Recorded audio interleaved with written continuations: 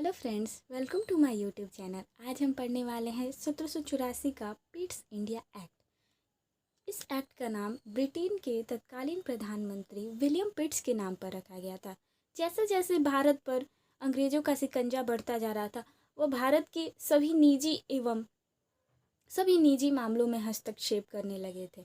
अब वे भारत के व्यापार एवं राजनीति में बिल्कुल अच्छी तरह से घुस गए थे और उन्होंने इस एक्ट के द्वारा व्यापार एवं राजनीति को पृथक करना चाहा। उसके लिए उन्होंने दो संगठनों का गठन किया, जिसके लिए पहला व्यापारिक मामलों के लिए बोर्ड ऑफ डायरेक्टर्स एवं राजनीतिक मामलों के लिए बोर्ड ऑफ कंट्रोलर्स का व्यवस्था किया। 1784 पिट्स इंडिया एक्ट में दो संगठनों का निर्माण किया गया, जिसमें व्यापारिक मामलों के लिए बोर्ड ऑफ डायरेक्टर्स यानी कि संचालक मंडल एवं राजनीतिक मामलों के लिए बोर्ड ऑफ कंट्रोल्स यानी कि नियंत्रक मंडल का स्थापना किया गया। इसके बाद आता है 1813 का चार्टर एक्ट। तो 1813 के चार्टर एक्ट की कुछ विशेषताएं थी। इसमें कुछ नियम एवं कानून बनाए थे, जिसमें सबसे पहले यह था कि पहले ईसाई मिशनरियों को भारत में आने की अनुमति नहीं थी और उन्हें अपने धर्म का प्रचार प्रसार करने की भी अनुमति नहीं थी। लेकिन 1813 के इस चार्टर एक्ट के तहत ईसाई लोगों को भारत आ सकते थे एवं अपने धर्म का प्रचार एवं प्रसार कर सकते थे।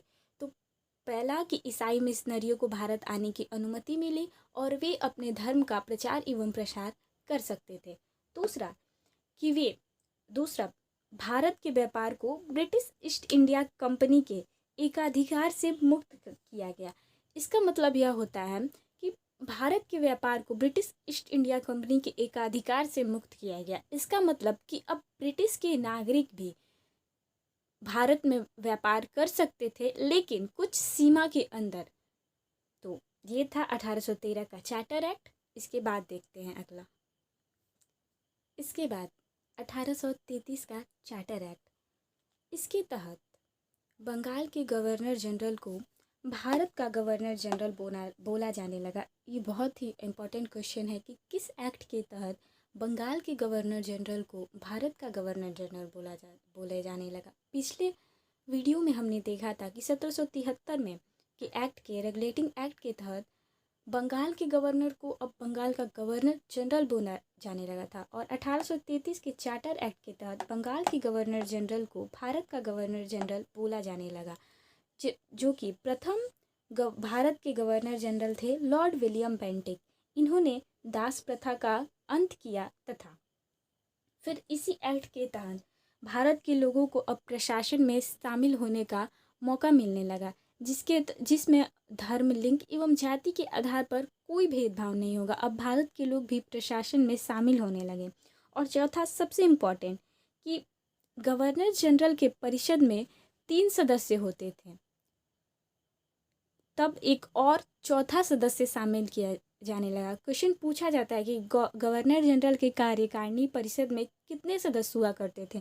तो 3 सदस्य हुआ करते थे और एक नया सदस्य जोड़ा गया, चौथा सदस्य जोड़ा गया, जिसे विधि सदस्य बोला जाता था। और क्वेश्चन पूछा जाता है कि प्रथम विधि सदस्य कौन थे?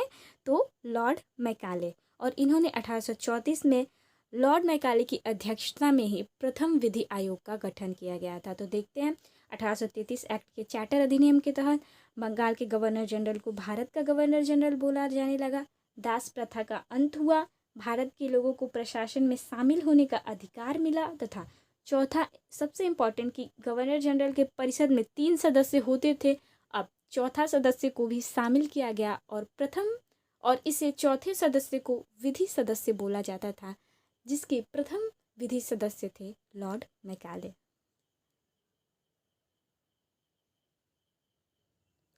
इसके बाद एक और महत्वपूर्ण अधिनियम आता है 1858 का भारत शासन अधिनियम। सबसे पहले मैं आपको ये बताना चाहती हूँ कि 1773 से लेकर 1758 तक जितने भी कानून बनाए जाते थे, वे सारे ब्रिटिश संसद के अधीन बनाए जाते थे। यानी वो सब कानून ब्रिटिश संसद के अधीन बनाए जाते थे। इस अधिनियम के द्वारा 1858 के भारत शासन अधिनियम के द्वारा अब जो भारत में कानून बनाए जाते थे अब वो ब्रिटिश क्राउन यानी कि ब्रिटिश की महारानी महारानी विक्टोरिया के द्वारा बनाए जाते थे। तो सबसे पहला इसमें प्रश्न यही पूछा जाता है कि किस एक्ट के तहत ब्रिटिश संसद से ब्रिटिश संसद के बाद अब ब्रिटिश महारानी के हाथों में सौंप दिया गया भारत का शासन। तो 1858 की अधिनियम के तहत अब भारत में जो भी शासन व्यवस्था जो भी अधिनियम बनेंगे सारे ब्रिटिश महारानी यानी कि महारानी विक्टोरिया द्वारा बनाए जाएंगे। और दूसरा सबसे इम्पोर्टेंट था कि भारत के गवर्नर जनरल का अब भारत के गवर्नर जनरल को भारत का वायसराय बोला जाने लगा। ये भी पूछा जाता है कि किस एक्ट के तहत भारत के गवर्नर जनरल को भारत का वायसराय बोला जाने लगा। तो भारत का वायसराय बोला जाने लगा तो 1858 के अधिनियम के द्वारा। इसमें एक और महत्वपूर्ण और प्रथम वायसराय थे लॉर्ड कैनिंग। ये सब आपको याद रखना होगा, ये सारे एक्ट सारे सब कुछ आपको याद रखना होगा। एक और इसमें था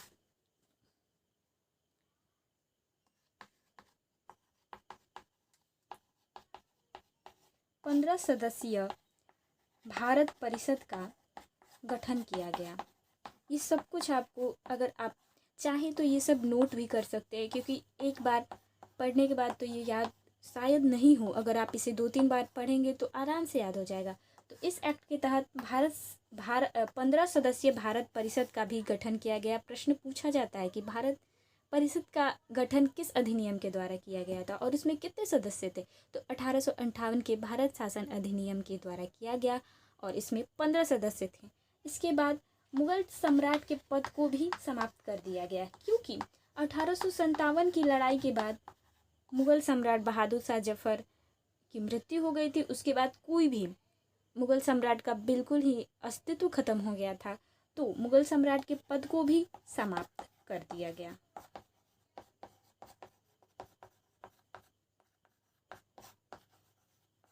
और यहाँ पर एक भारतीय सचिव की भी नियुक्ति की गई। ये पूछा जाता है कि भारतीय सचिव की नियुक्ति किस अधिनियम के द्वारा की गई। तो 1858 के ब्रिटिश भारत शासन अधिनियम द्वारा। सबसे पहले हमने इसमें देखा कि अब ब्रिटिश संसद भारत के कानून नहीं बनाएंगी, ब्रिटिश की महारानी विक्टोरिया बनाएंगी। दूसरा हमने ये देखा कि भारत के गवर्नर जनरल को अब वायसराय बोला जाने लगा। और तीसरा हमने देखा कि 15 सदस्यीय भारत परिषद अधिनियम का गठन भारत परिषद का गठन हुआ और इसमें 15 सदस्य थे और इसे भारतीय सचिव भी इसमें नियुक्त किए गए। मुगल सम्राट के पद को समाप्त कर दिया गया। इसके बाद 1861 का भारत शासन अधिनियम। ये भी पूछा जाता है प्रश्न कि किस एक्ट के द्वारा भारत में अब अध्यादेश गवर्नर जनरल को अध्यादेश जारी करने की शक्ति प्रदान हुई। तो 1861 के भारत शासन अधिनियम द्वारा गवर्नर जनरल को पहली बार अध्यादेश जारी करने की शक्ति प्रदान हुई। इस अधिनियम में बस इतना ही था। 1876 का शाही उपाधि अधिनियम। ये काफ़ी महत्वपूर्ण प्रश्न है और इसमें पूछा जाता है कि ब्रिटिश महारानी को भारत की सम्राज्ञी कब नियुक्त किया गया। तो 1876 के अधिनियम द्वारा। आप इसे याद रखें कि ब्रिटिश महारानी को भारत की सम्राज्ञी कब नियुक्त किया गया था। तो 1876 में के अधिनियम द्वारा ब्रिटिश महारानी को भारत की सम्राज्ञी नियुक्त किया गया था। आगे इसके बाद कुछ और महत्वपूर्ण एक्ट अधिनियम बच चुके हैं, जिसमें 1909 का मार्ली मिंटो सुधार, 1919 का लॉर्ड चेम्सफोर्ड सुधार और 1935 का भारत शासन अधिनियम तथा 1947 का भारत शासन अधिनियम। ये 4 महत्वपूर्ण अधिनियम रह चुके हैं। आपको मैं इसे अगली वीडियो में पढ़ा दूंगी और तब तक आपको ये वीडियो कैसी लगी ज़रूर बताइएगा और like share and subscribe and thanks for watching. Hello friends, welcome to my YouTube channel. आज हम पढ़ने वाले हैं 1784 का पिट्स इंडिया एक्ट। इस एक्ट का नाम ब्रिटेन के तत्कालीन प्रधानमंत्री विलियम पिट्स के नाम पर रखा गया था। जैसे जैसे भारत पर अंग्रेज़ों का शिकंजा बढ़ता जा रहा था, वह भारत के सभी निजी मामलों में हस्तक्षेप करने लगे थे। अब वे भारत के व्यापार एवं राजनीति में बिल्कुल अच्छी तरह से घुस गए थे और उन्होंने इस एक्ट के द्वारा व्यापार एवं राजनीति को पृथक करना चाहा। उसके लिए उन्होंने दो संगठनों का गठन किया, जिसके लिए पहला व्यापारिक मामलों के लिए बोर्ड ऑफ डायरेक्टर्स एवं राजनीतिक मामलों के लिए बोर्ड ऑफ कंट्रोलर्स का व्यवस्था किया। 1784 पिट्स इंडिया एक्ट में दो संगठनों का निर्माण किया गया, जिसमें व्यापारिक मामलों के लिए बोर्ड ऑफ डायरेक्टर्स यानी कि संचालक मंडल एवं राजनीतिक मामलों के लिए बोर्ड ऑफ कंट्रोल्स यानी कि नियंत्रक मंडल का स्थापना किया गया। इसके बाद आता है 1813 का चार्टर एक्ट। तो 1813 के चार्टर एक्ट की कुछ विशेषताएं थी। इसमें कुछ नियम एवं कानून बनाए थे, जिसमें सबसे पहले यह था कि पहले ईसाई मिशनरियों को भारत में आने की अनुमति नहीं थी और उन्हें अपने धर्म का प्रचार प्रसार करने की भी अनुमति नहीं थी। लेकिन 1813 के इस एक्ट चार्टर एक्ट के तहत ईसाई लोगों को भारत आ सकते थे एवं अपने धर्म का प्रचार एवं प्रसार कर सकते थे। तो पहला कि ईसाई मिशनरियों को भारत आने की अनुमति मिली और वे अपने धर्म का प्रचार एवं प्रसार कर सकते थे। दूसरा भारत के व्यापार को ब्रिटिश ईस्ट इंडिया कंपनी के एकाधिकार से मुक्त किया गया। इसका मतलब यह होता है कि भारत के व्यापार को ब्रिटिश ईस्ट इंडिया कंपनी के एकाधिकार से मुक्त किया गया। इसका मतलब कि अब ब्रिटिश के नागरिक भी भारत में व्यापार कर सकते थे, लेकिन कुछ सीमा के अंदर। तो ये था 1813 का चार्टर एक्ट। इसके बाद देखते हैं अगला। इसके बाद 1833 का चार्टर एक्ट।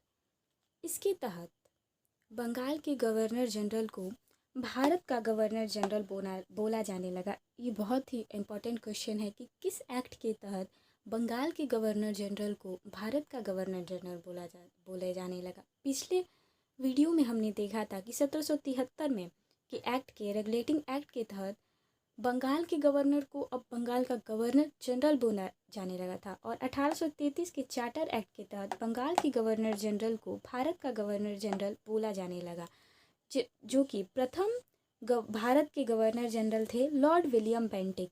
इन्होंने दास प्रथा का अंत किया तथा फिर इसी एक्ट के तहत भारत के लोगों को अब प्रशासन में शामिल होने का मौका मिलने लगा, जिसमें धर्म, लिंग एवं जाति के आधार पर कोई भेदभाव नहीं होगा। अब भारत के लोग भी प्रशासन में शामिल होने लगे।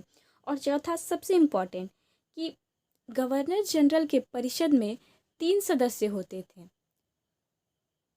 तब एक और चौथा सदस्य शामिल किया जाने लगा। क्वेश्चन पूछा जाता है कि गवर्नर जनरल के कार्यकारिणी परिषद में कितने सदस्य हुआ करते थे? तो 3 सदस्य हुआ करते थे और एक नया सदस्य जोड़ा गया, चौथा सदस्य जोड़ा गया, जिसे विधि सदस्य बोला जाता था। और क्वेश्चन पूछा जाता है कि प्रथम विधि सदस्य कौन थे? तो लॉर्ड मैकाले। और इन्होंने 1834 में लॉर्ड मैकाले की अध्यक्षता में ही प्रथम विधि आयोग का गठन किया गया था। तो देखते हैं 1833 एक्ट के चार्टर अधिनियम के तहत बंगाल के गवर्नर जनरल को भारत का गवर्नर जनरल बोला जाने लगा। दास प्रथा का अंत हुआ। भारत के लोगों को प्रशासन में शामिल होने का अधिकार मिला तथा चौथा सबसे इम्पोर्टेंट कि गवर्नर जनरल के परिषद में 3 सदस्य होते थे, अब चौथा सदस्य को भी शामिल किया गया और इसे चौथे सदस्य को विधि सदस्य बोला जाता था, जिसके प्रथम विधि सदस्य थे लॉर्ड मैकाले।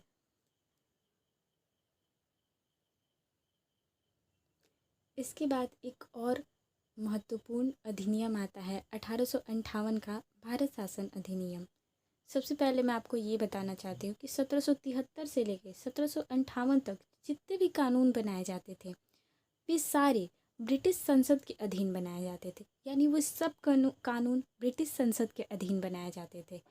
इस अधिनियम के द्वारा 1858 के भारत शासन अधिनियम के द्वारा अब जो भारत में कानून बनाए जाते थे अब वो ब्रिटिश क्राउन यानी कि ब्रिटिश की महारानी विक्टोरिया के द्वारा बनाए जाते थे। तो सबसे पहला इसमें प्रश्न यही पूछा जाता है कि किस एक्ट के तहत ब्रिटिश संसद के बाद अब ब्रिटिश महारानी के हाथों में सौंप दिया गया भारत का शासन। तो 1858 की अधिनियम के तहत अब भारत में जो भी शासन व्यवस्था, जो भी अधिनियम बनेंगे, सारे ब्रिटिश महारानी यानी कि महारानी विक्टोरिया द्वारा बनाए जाएंगे। और दूसरा सबसे इम्पोर्टेंट था कि भारत के गवर्नर जनरल का, अब भारत के गवर्नर जनरल को भारत का वायसराय बोला जाने लगा। ये भी पूछा जाता है कि किस एक्ट के तहत भारत के गवर्नर जनरल को भारत का वायसराय बोला जाने लगा। तो भारत का वायसराय बोला जाने लगा तो 1858 के अधिनियम के द्वारा। इसमें एक और महत्वपूर्ण और प्रथम वायसराय थे लॉर्ड कैनिंग। ये सब आपको याद रखना होगा, ये सारे एक्ट, सारे सब कुछ आपको याद रखना होगा। एक और इसमें था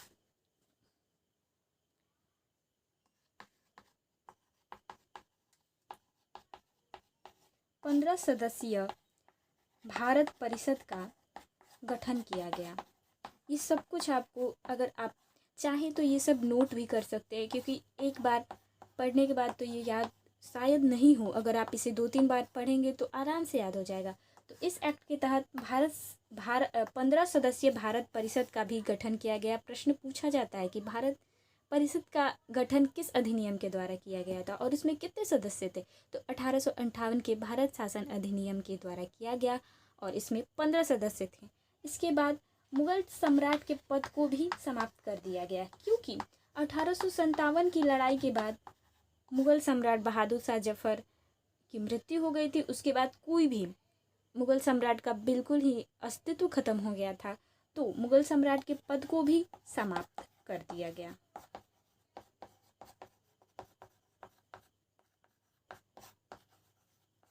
और यहाँ पर एक भारतीय सचिव की भी नियुक्ति की गई। ये पूछा जाता है कि भारतीय सचिव की नियुक्ति किस अधिनियम के द्वारा की गई। तो 1858 के ब्रिटिश भारत शासन अधिनियम द्वारा। सबसे पहले हमने इसमें देखा कि अब ब्रिटिश संसद भारत के कानून नहीं बनाएंगी, ब्रिटिश की महारानी विक्टोरिया बनाएंगी। दूसरा हमने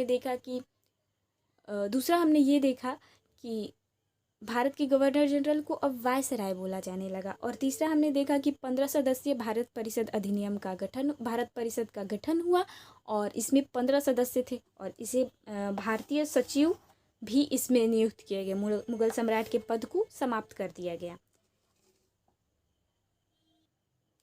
इसके बाद 1861 का भारत शासन अधिनियम। ये भी पूछा जाता है प्रश्न कि किस एक्ट के द्वारा भारत में अब अध्यादेश, गवर्नर जनरल को अध्यादेश जारी करने की शक्ति प्रदान हुई। तो 1861 के भारत शासन अधिनियम द्वारा गवर्नर जनरल को पहली बार अध्यादेश जारी करने की शक्ति प्रदान हुई। इस अधिनियम में बस इतना ही था। 1876 का शाही उपाधि अधिनियम। ये काफ़ी महत्वपूर्ण प्रश्न है और इसमें पूछा जाता है कि ब्रिटिश महारानी को भारत की सम्राज्ञी कब नियुक्त किया गया। तो 1876 के अधिनियम द्वारा। आप इसे याद रखें कि ब्रिटिश महारानी को भारत की सम्राज्ञी कब नियुक्त किया गया था। तो 1876 में के अधिनियम द्वारा ब्रिटिश महारानी को भारत की सम्राज्ञी नियुक्त किया गया था। आगे इसके बाद कुछ और महत्वपूर्ण एक्ट, अधिनियम बच चुके हैं, जिसमें 1909 का मार्ली मिंटो सुधार, 1919 का लॉर्ड चेम्सफोर्ड सुधार और 1935 का भारत शासन अधिनियम तथा 1947 का भारत शासन अधिनियम। ये 4 महत्वपूर्ण अधिनियम रह चुके हैं। आपको मैं इसे अगली वीडियो में पढ़ा दूंगी। और तब तक आपको ये वीडियो कैसी लगी ज़रूर बताइएगा। और like, share and subscribe. And thanks for watching.